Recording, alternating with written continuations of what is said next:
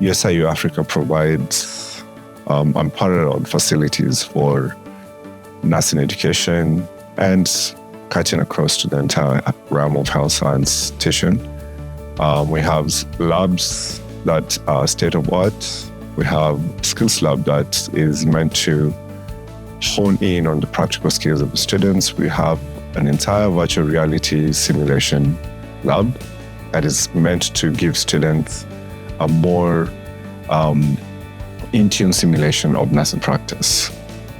We are preparing these nurses to be self-driven nurses who are able to take care of a patient.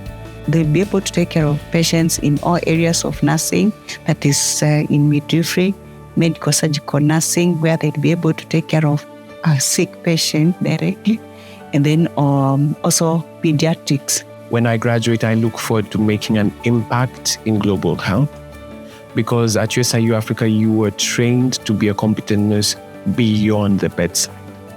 We are taught how to solve global health problems, how to come up with sustainable solutions, and good ways to implement them. When you think about how you're going to help people in the future, it makes you push yourself into becoming better.